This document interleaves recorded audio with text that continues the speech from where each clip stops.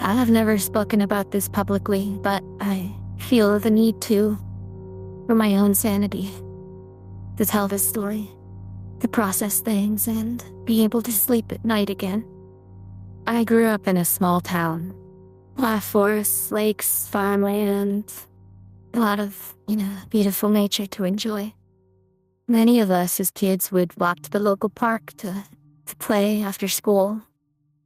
And at the park, I met this boy named Ren, about my age, and we became friends. We'd always go over to each other's houses and play for hours. Even our parents became friends. Ren and I were best of friends all throughout childhood and even into the teen years in high school. I think I was about 15 when he suggested we go fishing one summer. In a summer in a small town, we were running out of things to do, but I actually never really learned how to fish, so I thought it'd be fun. And Ren let me borrow one of his rods. We were old enough at that point to do stuff on our own, so I got dropped over at Ren's house, and then we took our bikes over to his fishing spot. So I'm following Ren on my bike, and we're riding, and we come upon this small farmhouse at the edge of the forest, and I thought maybe we were trespassing, but Ren said it was actually his grandparents' house. And I'm thinking, well, you could have told me that earlier. So we dropped our bikes in the yard and knocked on the door, and sure enough, his grandparents were there, and they did the typical lovely grandparent thing and gave us lemonade and cookies. Ren told them how we were going fishing at the lake, and as we were leaving to head to the fishing spot, we're walking down the driveway, and I hear Ren's grandpa shouting, "Remember to respect the water and respect the fish." I see Ren give his grandpa a thumbs up as we're walking away. And I whispered to him, "What does he mean by that?" And Ren just kind of shrugged his shoulders, and I guess even Ren had no idea what it meant either. He just said he thought it was his grandpa's way of telling him to respect nature, or something like that. So we kept walking for about 10 more minutes, and finally make it to the lake. The lake is nothing extraordinary, but the crazy thing is that it is very hidden.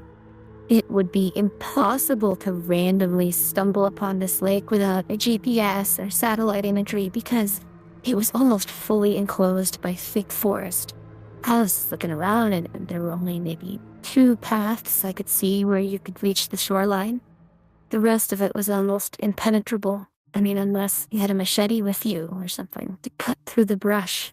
It felt so isolated. It seemed like we were suddenly in another world. Ren claimed that this area wasn't on Google Maps, so not many people knew about it. Thinking about that now seems creepy, but at the time it just seemed peaceful.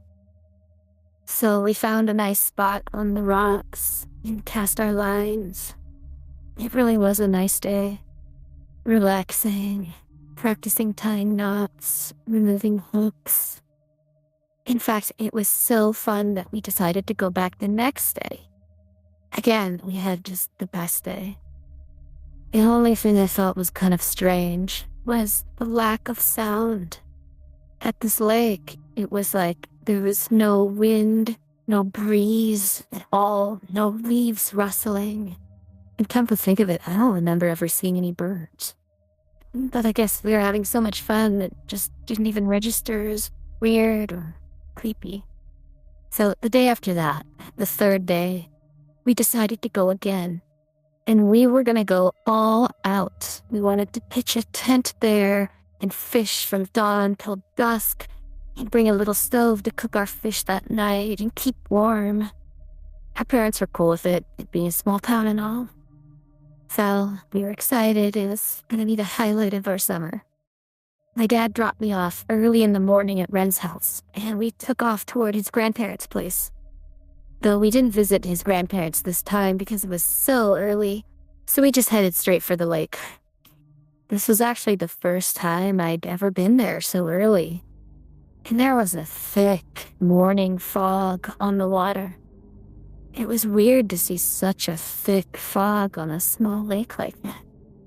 We walked over to our usual spot to pitch the tent, and I started grabbing the rods when suddenly we hear something splashing wildly in the water, just thrashing.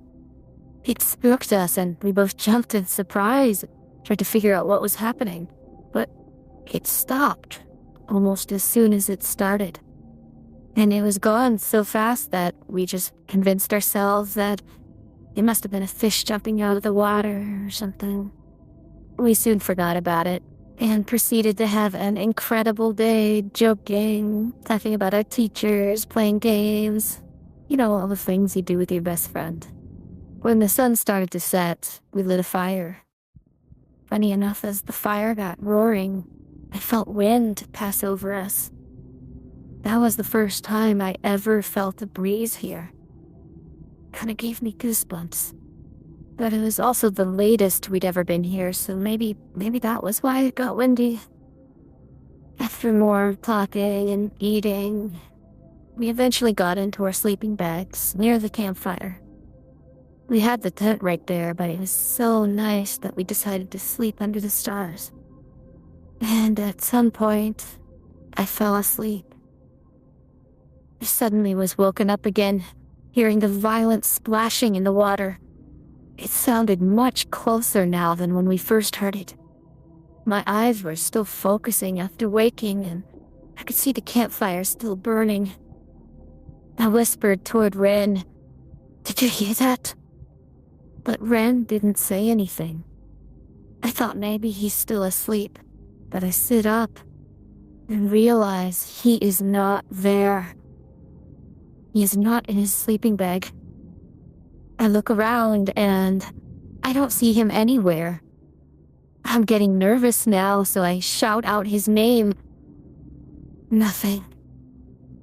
Now I'm really getting panicked, and I start to hear the thrashing in the water again. I back away from the fire so my eyes can adjust to the dark, see what's in the water about 20 feet away. I'm focusing so hard, and I see something. It's a person in the water. It was Ren. I thought he was drowning. I jumped and sprinted toward the water, but as I'm nearing Ren, something started feeling very, very off. Something was not right. His flailing had stopped, and his head was entirely above water.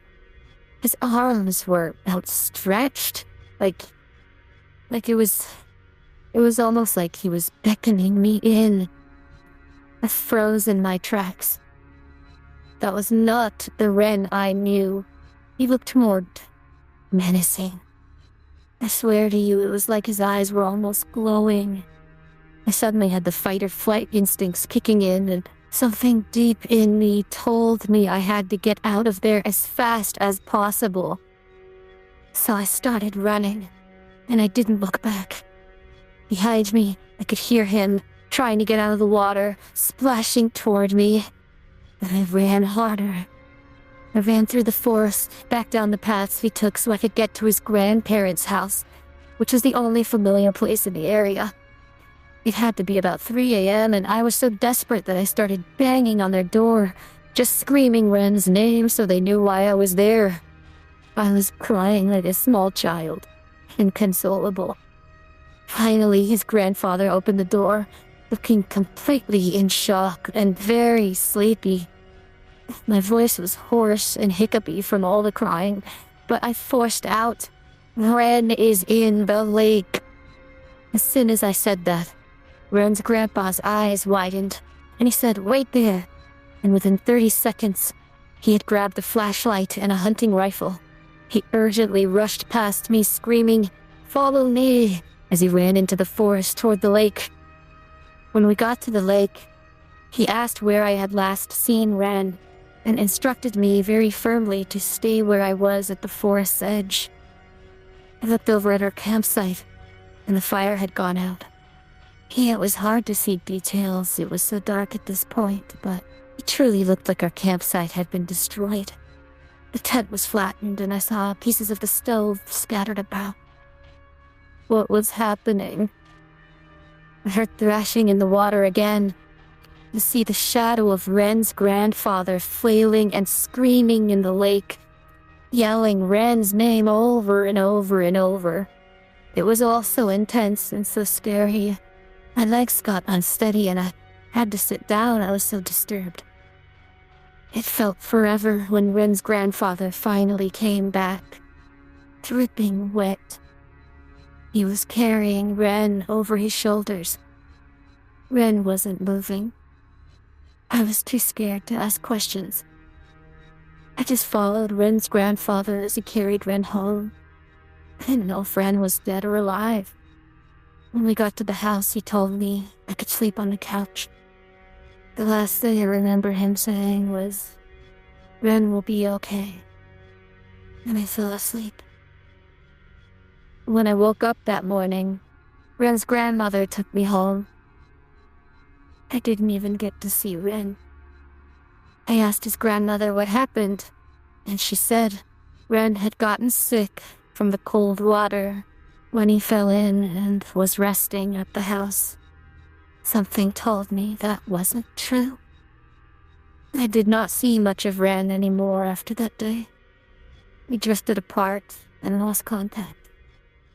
10 years passed. I went away to college and started working in a different state. I had completely forgotten about Ren. Until a few days ago. I got home from work and checked my email one evening. There was a message from Ren. It said, "Want to go fishing again?" This next narrator wants to remain anonymous for reasons that will become obvious. So this all happened about a month ago, and I need to talk about it with someone. I'm still shaking even thinking about it. So I always go out to the lake during the summer. I love to picnic on the beach and swim. It's not the most beautiful lake. I mean, it's not like dirty or anything, really brown, but it's definitely not like a crystal clear, picturesque lake. There's a river feeding into it, so lots of sediment gets kicked up. It's a little bit murky. And that, coupled with the fact that it's a bit of a hike to get there through like a stretch of forest, so you can't just pull your car up to the shoreline. So it's a little bit of a hidden spot, like a secret spot. I have never seen more than like a half dozen people at that lake at any given time. That's part of why I loved it, just so secluded and peaceful. So a couple buddies and I decided to go out there and relax on the weekend. It was the last few weeks of summer break. We all set up on the shore, barbecue and stuff, and my friends wanted to relax and read on the shore, but I really wanted to get in the water. So I decided to swim in the lake myself.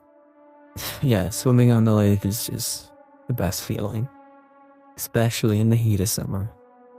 So I'm enjoying the water when I notice another swimmer nearby. A girl who looks about my age. She looks at me and I'm like, wow, she's pretty cute. So I swim over and say hi, and we're both treading water and chatting about our weekend so far, the lake, all that. It turns out that we're both going to the same college in the fall. What are the odds? That's crazy. So she was at the lake with her parents, who were off on a couple hours hike. I invited her to hang out with me and my buddies for a bit. So we swam back to the shore, ate some barbecue, chatted some more. I was really starting to like this girl. And then it came time when her parents would be back, so she said she had to head back to their campsite on the other side of the lake. I don't know what came over me, but I felt like I really wanted to hang with her some more. So I suggested we jump back in the water one more time and play a quick game of water tag before she had to go. She kind of laughed it off since it would just be the two of us. Yeah, it's kind of hard to play tag with just two people. But I really wanted to just spend some more time with her, so I put on the charm and convinced her that it would be the best game of water tag she ever played. No joke. That got her laughing, and she finally relented. And we both got back in the water.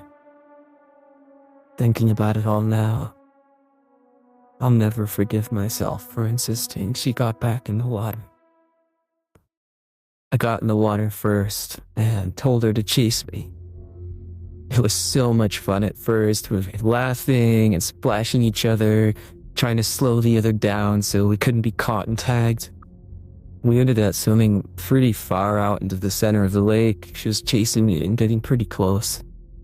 To change it up, I kind of thought it would be fun to dive down underneath her, so she'd lose sight of me underwater, and I'd pop out behind her as a surprise. So I clocked where she was, and then dove down really fast and tried to swim behind her. But it's impossible to see anything while underwater since the lake is so murky. So when I dove down, I just lost track of where I was and ended up popping out of the water a bit farther away than I expected, and I was not near her at all. When I emerged, she was looking at me and laughing, like really hard. And she said something weird. She said it wasn't fair that I was trying to drag her underwater. I was like totally confused. I never touched her while I was underwater. I wasn't even swimming near her. I was totally off to the side. Was she messing with me? She started swimming toward me and she had a smile on her face while I was trying to explain that I did not grab her. She gets close and she suddenly lunges toward me and taps me on the head and says, "You're it." Then she kind of pushed off me with her feet and started swimming backwards, moving away from me. But I was still thinking about what she said. Then I was thinking, she was probably doing all this to distract me, and I said to her, "Oh, you made up that thing about me dragging you underwater so you could distract me and finally tag me, huh? Nice one." She suddenly stopped swimming and froze, staring at me. Her face changed, and she got more serious. She kept insisting that I did grab her ankle. She swore that I yanked her under for a few seconds before I lost my grip, and then she finally came up for air. I still didn't tell if she was messing with me or making this whole thing up, so I got serious and I told her I never touched her. And then it turns into a full-on argument about who was lying. I was getting really frustrated and disturbed by everything. And I told her that we should get out of the water. I was going back. And as soon as I start swimming away, she's like, kind of accusing me of being a sore loser. And I turn back around to say something back to her when I hear a shriek. I'm looking back at her and she had an insane, panicked expression on her face. My stomach dropped. The look on her face, that's not a look you can fake. She was screaming that something had just grabbed her again. So I swim over to her, and staring into the water, trying to see something, but it's just so clouded and murky. I'm feeling panicky just retelling this. I couldn't even control my voice at this point. I just yelled at her, "Follow me, swim as fast as you can. We had to get out of the water." So we're really hauling back, and she's maybe like a couple feet behind me to my left. We're like breathless, trying to swim back to shore. I look up and we're almost there, maybe 15 yards away, and I look to my left to check on her. And she's not there. I turn farther and I see her. She's moving backwards. It's like she's being dragged backwards away from me, so fast that it's causing a wake, huge ripples in the lake like a speedboat. She starts to scream and outstretch her hands when her head slams forward against the water. She disappears under. Did I just watch her die? Did I let this all happen? I completely lost any ability to think at this point. I was about to get dragged under next. Call me a chicken. Call me a shameful excuse for a man. But I turned my back on her and swam for shore. My life depended on it. I'm swimming back as fast as I can when I feel something brush my leg. And I kick it hard, kicking whatever it is away from me. I don't even know what that feeling was, but it was very hard and almost like bumpy, like huge grit sandpaper. I look back for a second in panic, and I see what appears to be two large, yellowish eyes that were popped above the wire, sinking back down. Almost like alligator eyes. But this could not have been an alligator. It was too big, and the eyes were more like human than reptile. I didn't dare stop swimming for another second. I rushed back to shore. When I got back to our spot, my friends were all in the tent, just blasting music. They had no idea the near-death experience I just had, or the death I just witnessed. I told them that she had to meet up with her parents. I don't know why I lied, but I think they knew something was off about me. I must have looked like I'd seen a ghost. Last night, I was home and I saw her face on the news. Her family had been searching for her that night at the lake. There's a number to call to give more information to the police. But who's going to believe me? That there's something horrific and evil in that lake and that it dragged her under? Should I warn others about not swimming in that lake? Will I be arrested if I tell the truth? I don't have any answers. I only know that every single day, I'm living in fear.